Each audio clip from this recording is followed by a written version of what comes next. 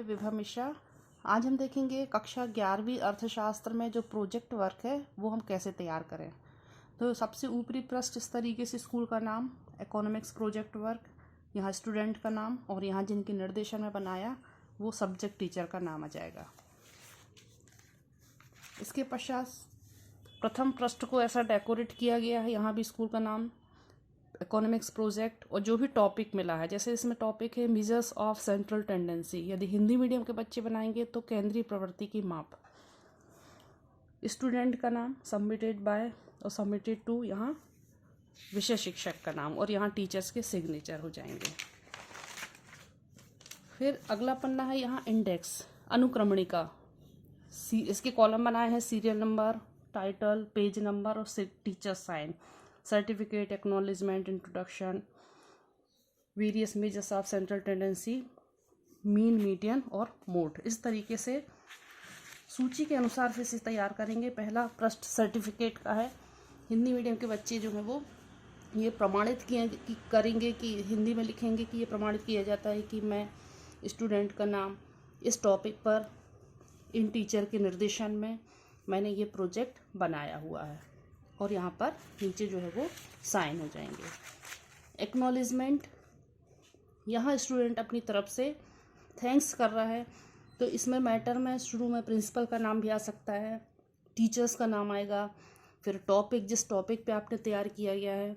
इसके पश्चात special thanks to जिन जिन से आपने सहयोग लिया है, आपके फ्रेंड्स भी हो सकते हैं या टॉपिक आपका ऐसा है कि यदि कुछ ऑफिसेज वगैरह से आपने सहयोग लिया तो उन सब के लिए स्पेशल थैंक्स इसमें आ जाएगा।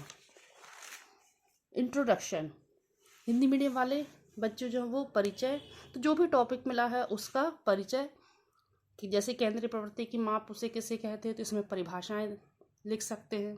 क्लार्क की परिभाषा लिखी, क्रॉक्सटन, क्राउडन की, तो इस प्रकार से परिभाषा दे के यहाँ पे हम इसको परिचय को कंप्लीट करेंगे और ये इस तरीके से डेकोरेट किया गया है। फिर केंद्रीय प्रवृत्ति की माप के अंतर्गत ये इसका वर्गीकरण हम दिखा सकते हैं।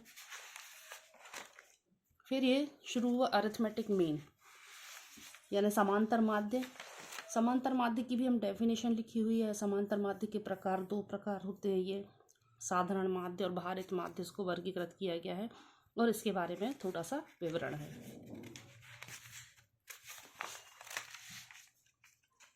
फिर इसकी गणना, समांतर माध्य की गणना, calculation of simple arithmetic mean, individual, discrete और कंटिन्यूअस, जिसे हम व्यक्तिगत श्रेणी, खंड श्रेणी और सतत श्रेणी कहते हैं, वर्गीकरण करके।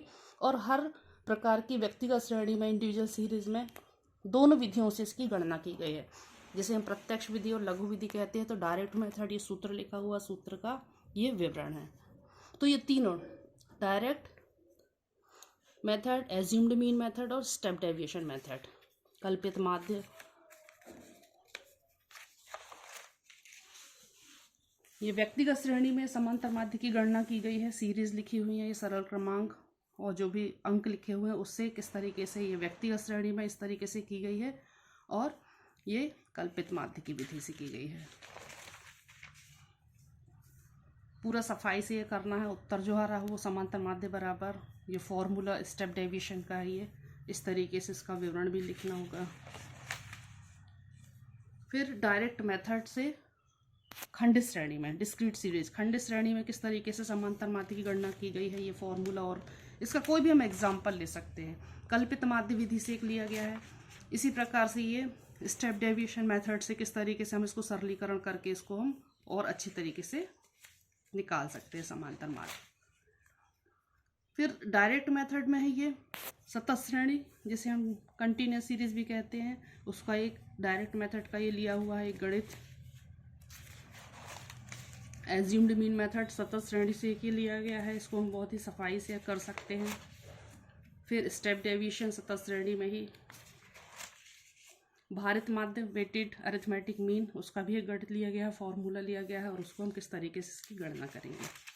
इसके बाद आता है मीडियन, जिसे हम मध्यिका कहते हैं, उसकी डेफिनेशन क्या है मध्यिका। फिर calculation of median, individual series, discrete series, continuous series, तीनों सीरीज में, व्यक्तिगत श्रेणी में, खंडित श्रेणी में और ये सतत श्रेणी में। इसके बाद आता है मोड, जिसे हम बहुलक कहते हैं। तो बहुलक की फिर डेफिनेशन लिखी हुई है। ये भी तीनों सीरीज में इंडिविजुअल यानी व्यक्तिगत श्रेणी में बहुलक की गणना कैसे हम निरीक्षण विधि से निकालते हैं।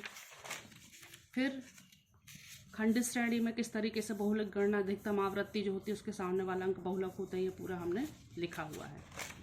फिर कंटिन्यूस सीरीज में किस तरीके से हम बहुलक की गणना करेंगे, समूहन विधि से गणना की गई है, फिर टैली चिन्ह से हम इसको बहुलक निकालते हैं और ये उसका उत्तर है। तो इस प्रकार से केंद्रीय प्रवृत्ति के माप को हम बहुत ही अच्छे तरीके से लिख सकते हैं।